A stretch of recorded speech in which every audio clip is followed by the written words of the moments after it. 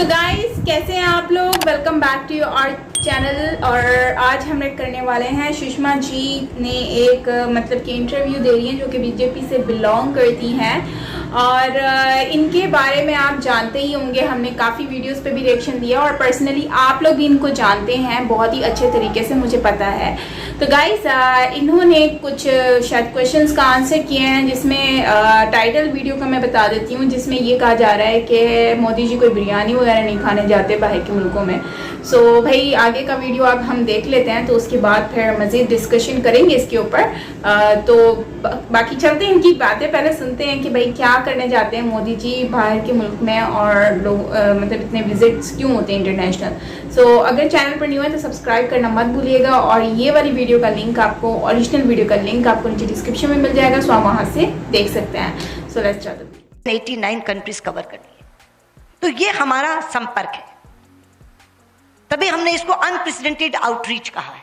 इससे ज्यादा आउटरीच क्या हो सकती है कि संयुक्त राष्ट्र के 192 कंट्रीज में से आप 189 में हो जाएं, इससे ज्यादा रीच क्या हो सकती है? It is an unprecedented outreach. लेकिन बहुत बार लोग यहां पूछते हैं, विदेश तो जाते हैं प्रधानमंत्री, कई तो कहते हैं जहाज में ही रहते हैं, पर करते क्या है, उससे देश का लाभ क्या हुआ है? ये आमतौर पे एक प्रश्न आता है भारत की विदेश नीति को लेकर। सबसे पहले इसी का जवाब देना चाहूंगी। मित्रों, ये यात्राएं तफरी के लिए नहीं होती, ना मौज मस्ती के लिए होती हैं। ये यात्राएं हुई हैं संबंध बनाने के लिए, ये यात्राएं हुई हैं व्यक्तिगत रिश्ते बनाने के लिए, ये यात्राएं हुई हैं दोस्तियां बढ़ाने के लिए।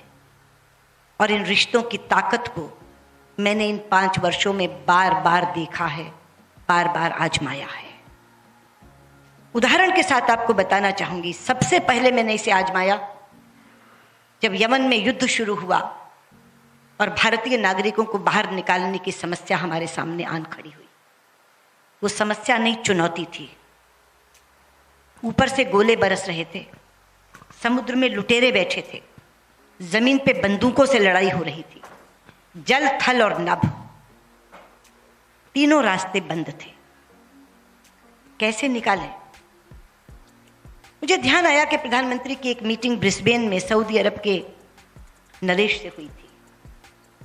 मैंने सीधे जाके उनसे कहा कि प्रधानमंत्री जी, आप बहुत अच्छे रिश्ते बना के आए हैं सऊदी किंग से, आप उनको एक फोन करिए कि वो 7 दिन के लिए गोलाबारी रोक दें तो मैं अपने सब लोगों को निकाल लाऊं। तो उन्होंने कहा अभी बात करते हैं। टाइम जोन में ऐसे में बैठे थे हम कि बात हो सकती थी। उन्होंने फोन किया तो सऊदी किंग ने कहा मुझे 1 घंटा दीजिए, जस्ट गिव मी 1 आवर। 1 घंटे के बाद उनका फोन आया कि मैंने अपने लोगों से बात की है, 7 दिन के लिए तो हम एक साथ नहीं युद्ध रोक सकते, लेकिन हम हर दिन 2 घंटे रोक सकते हैं गोलाबारी, और 7 दिन तक रोक सकते हैं। आप अपनी फॉरेन मिनिस्टर को कहिए कि इस बीच में वो निकाल सकती हैं तो निकाल लें। प्रधानमंत्री ने मुझे बताया कि वो हर दिन 2 घंटा गोलाबारी रोकने को तैयार है। मैंने कहा हमारा काम इसी से चल जाएगा। फिर लगा कि यमन का हवाई अड्डा भी तो खुलवाना पड़ेगा। फिर उनसे बात की, उन्होंने कहा हम उन 2 घंटे में हवाई अड्डा खोल देंगे। आप जानते हैं, मैंने यहाँ से जनरल वीके सिंह को कहा कि आप तो फील्ड संभालिए, मैं यहाँ से मॉनिटरिंग करती हूँ। वो जिबूती पहुँच गए जहाँ से ऑपरेशन चल रहा था, और मैं यहाँ से मॉनिटरिंग कर रही थी। हम लगभग 5000 भारतीय नागरिक और लगभग 2048 राष्ट्रों के नागरिक यहां से निकाल करके लेकर गए। आज से पहले जब भी ऐसी कोई मुसीबत आती थी, लोग अमेरिका के सामने गिड़गिड़ाते थे, लोग इजराइल के सामने गिड़गिड़ाते थे, हमारे लोगों को निकाल लाओ, हमारे लोगों को निकाल लाओ। सुपर पावर था अमेरिका। लेकिन ये एक ऐसा ऑपरेशन था जहां 48 देशों में अमेरिका ने भी, फ्रांस ने भी, जर्मनी ने भी, इंग्लैंड ने भी हमसे अनुरोध किया कि हम नहीं निकाल पा रहे, केवल आप निकाल के ला रहे हैं, कृपया हमारे नागरिकों को भी निकाल लाइए। और पाकिस्तान समेत 1972 लोग हम 48 राष्ट्रों के निकाल कर, पाकिस्तान के भी उसमें 3 थे। तो ऐसी समस्या जब जल थल नभ दूर हो जाए, कहीं से आप निकाल न सके, उस समय पे क्या काम आया? वो रिश्ता जो प्रधानमंत्री ब्रिस्बेन में सऊदी किंग से बनाकर आए थे। इसके बाद मेरे सामने आई 3 चुनाव, MTCR, वासेनार अरेंजमेंट और ऑस्ट्रेलिया ग्रुप। यहाँ बैठे विद्वत लोगों को मालूम होगा कि भारत 4 एक्सपोर्ट कंट्रोल रिजीम्स में से एक का भी सदस्य नहीं था 5 साल पहले, एक का भी। लेकिन आज मैं गर्व से कह सकती हूं कि हमारे इस कार्यकाल में भारत 3 एक्सपोर्ट कंट्रोल रिजीम्स का मेंबर बन गया है, MTCR, वासेनार अरेंजमेंट और ऑस्ट्रेलिया ग्रुप। ये सिर्फ उन संबंधों के कारण, जो मित्रवत संबंध बना करके आए हैं, उसके कारण हुआ है कि जब भारत नॉमिनेशन भरता है तो लोगों को लगने लगता है कि इनको तो मिलना ही चाहिए, इनको तो देना ही चाहिए, इनको तो ये सदस्यता मिलनी ही चाहिए। इसी तरह SCO की सदस्यता, शंघाई कोऑपरेशन ऑर्गेनाइजेशन, कब से एप्लीकेशन पड़ी थी, लेकिन प्रधानमंत्री एक बार गए वहां, उससे पहले हमारे पास ऑब्जर्वर स्टेटस था। उन्होंने कहा मेंबर बने होगे तो आऊंगा, मैं ऑब्जर्वर के तौर पे तो नहीं आऊंगा। और उसी साल उन्होंने हमको सदस्यता दे दी और अगली बार प्रधानमंत्री मेंबर के तौर पर SCO की मीटिंग में गए भाग लेने के लिए। ICJ का चुनाव, यहां बैठे कुछ लोग जो उसके साक्षी थे। इंटरनेशनल कोर्ट ऑफ जस्टिस का चुनाव इस बार बहुत इंटरेस्टिंग भी हो गया था और बहुत टफ भी। France, Somalia, Brazil, Lebanon, India और UK, 5 सीटें, 6 कैंडिडेट। पहले ही राउंड में फ्रांस, सोमालिया, ब्राजील और लेबनान जीत गए।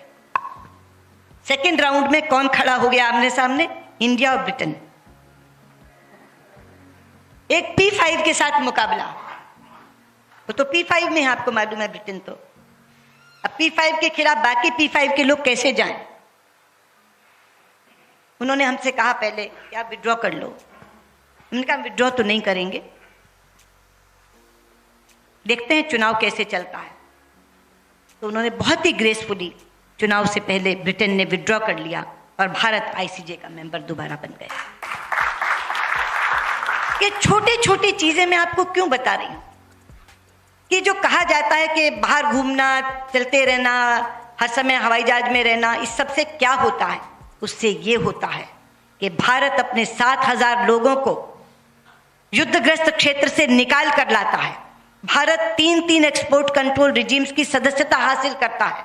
भारत SCO का मेंबर बनता है। भारत ICJ का चुनाव जीतता है। और केवल ये नहीं मित्रों, भारत की विकास गाथा में इन संबंधों का जो योगदान है वो इतना अमूल्य है कि शायद विदेश नीति के इतिहास में कभी कोई इसको भुला नहीं सकेगा। आप जानते हैं 239 बिलियन US$ की FDI इस समय में आई है। 239 बिलियन US$ कितने होते हैं? 16,73,000 करोड़। 16,73,000 करोड़ का पूंजी निवेश इन 5 वर्षों में हुआ है। और ये जो आज हमारी अर्थव्यवस्था इतनी तेजी से बदल रही है, उसमें इस FDI का बहुत बड़ा योगदान है। पूछिए किसी भी इकोनॉमिस्ट से। इसके अलावा हमारे जितने फ्लैगशिप प्रोग्राम्स हैं, make in India, skill India, digital India, clean India, startup India, Namami Gange, smart cities, इन सब में हमें दूसरे देशों से तकनीक भी मिल रही है, पूंजी भी मिल रही है और उनकी भागीदारी भी हो रही है। तो भारत की इस विकास गाथा में इन संबंधों का जो योगदान है वो इन यात्राओं के माध्यम से ही हुआ है। तो गाइज ये हमारा आज का वीडियो, जिसमें सुषमा जी बता रही हैं कि मोदी जी जो हैं वो कोई बिरयानी वगैरह नहीं खाने जाते दूसरी कंट्रीज में। अगर वो वहाँ पर जा रहे हैं तो वो खाने कुछ भी नहीं जाते, वो सिर्फ वहाँ पर अपनी कंट्री को एक अच्छा रिलेशन बनाने जाते हैं। ठीक है, वहाँ पर उनके साथ अच्छे ताल्लुकात बनाने जाते हैं, क्योंकि नॉर्मली ऐसा होता है कि हर कंट्री से हर प्राइम मिनिस्टर या अच्छी पोस्ट पे जो भी होते हैं तो वो इंटरनेशनल लेवल पर रिलेशनशिप अच्छे बनाने के लिए वो विज़िट करते हैं दूसरी कंट्रीज़ के और उन लोगों से बातचीत करते हैं। इस मीटिंग में बेसिकली हमने कभी ये नहीं देखा कि वो घूम रहे हैं, कोई एंजॉय कर रहे हैं, भी पॉपकॉर्न पकड़ के मूवी थिएटर में घुस गए हैं या फिर कोई भी सी साइड पर वो बैठकर मतलब सन बात ले रहे हैं, ऐसा नहीं है। हमने हमेशा उनको देखा है वो कोई विजिट कर रहे होते हैं, उसमें मतलब लोगों से मिलते हैं, डिस्कशन होती है। अब वहाँ पर डिस्कशन बहुत तरह की हो सकती हैं, जैसे बिजनेस के ऊपर होता है, टूरिज्म के ऊपर होता है, मतलब कॉन्ट्रैक्ट्स के ऊपर होता है, मतलब बहुत सारी चीज़ों के ऊपर जो है वो लोग डिस्कशन करते हैं। तो अब इसमें हमारे जो लोग हैं वो हम सोचते हैं कि यार पता नहीं ये लोग, इनके तो सही मज़े लगे हुए हैं, ये लोग तो आए दिन जो है ना हर जगह पर घूम रहे होते हैं, जबकि ये लोग घूम नहीं रहे होते हैं। ये एक तरह का काम है जो कि आपको दूसरों से मिलना पड़ता है, मिलकर अपने रिलेशन बेहतर बनाने पड़ते हैं। तो खैर ओवरऑल अच्छा वीडियो है और बहुत ही अच्छी बातें कही उन्होंने। और आप अच्छा रिलेशन पाकिस्तान कह रही हूँ, अच्छा रिलेशन इंडिया ने बनाया है जाकर लोगों से बात करके। तो आज उसी का ही इम्पैक्ट हम देख रहे हैं जो आपको यूक्रेन में देखने को मिला। किस तरह से भारत की एक कहने पर रशिया और दूसरी कंट्रीज़ जो हैं वो उन्होंने कितना भारत का साथ दिया और अपना युद्ध तक रोक दिया था। आप खुद आइडिया लगा सकते हैं कि कितना फ़ायदा होता है। इसके अलावा जब भी कभी भी कोई भी मसला हुआ है तो उसमें भारत ने मतलब बहुत ही अच्छे तरीके से संभाली है सिचुएशन। और मैंने एक दो वीडियोस ऐसी भी देखी हैं, अब तो काफ़ी पुरानी हो गई हैं, लेकिन वो वीडियोस मैंने देखी थी, उसमें मतलब कि वहाँ पर शायद कोई युद्ध चल रहा था, तो वहाँ पर जो है ना भारत के लोग रह रहे थे, तो इंडियन गवर्नमेंट ने कहा था कि भाई हमारी शिप आ रही है और यहाँ पर हमें इतना टाइम दे दो और इसके बीच में आप लोगों ने कुछ भी नहीं करना, अगर किया तो फिर अच्छा नहीं होगा। तो भाई जब तक वो शिप वहाँ से निकली नहीं तब तक रेस्क्यू नहीं किया उन्होंने लोगों को, तब तक कोई भी बंदा जो है वहाँ पर कुछ नहीं हुआ, मतलब उनको किसी ने कुछ कहा ही नहीं। तो ये एक अच्छा रिलेशन बनाने का नतीजा होता है। आपने एक कंट्री से अच्छा रिलेशन बनाया है तो वो आपकी बात सुनते हैं, आपकी बात को समझते हैं और उसके ऊपर अमल भी करते हैं। तो यही चीज़ें होती हैं जो हम लोग सीखते हैं, अपने वक्त के साथ साथ हर चीज़ को सीख रहे होते हैं। तो गाइज़ आपका क्या कहना है इसके बारे में ज़रूर शेयर कीजिएगा कमेंट सेक्शन में। और बाकी यार नो डाउट रिलेशन अच्छे हुए हैं और जो है वो आई होप कि हमारी कंट्री भी इसी तरह से रिलेशन बनाए दूसरी कंट्रीज़ के साथ, क्योंकि हमारी कंट्री ने कभी भी अनफॉर्चुनेटली किसी के साथ इतने अच्छे रिलेशन नहीं बनाए हैं। अगर वो अच्छे रिलेशन बना लेती तो मुझे लगता है कि हम लोग बहुत आगे निकल सकते थे, हम भी बहुत ज़्यादा प्रोग्रेस कर सकते थे, हमारी भी कोई सुन लेता। लेकिन क्या हुआ कि हम लोगों की गवर्नमेंट और इन सब ने जो है ना कभी किसी से ताल्लुकात अच्छे बनाए नहीं, और जब भी बनाने के बजाय बिगाड़ दिए, और शायद उसी का ही नतीजा आज हम लोगों की इकनॉमी और हमारी हर चीज़ कोलैप्स कर रही है। तो गाइस क्या कहना है आपका इसके बारे में ज़रूर शेयर करना कमेंट सेक्शन में। मिलते हैं नेक्स्ट वीडियो के साथ, till then take care, bye bye.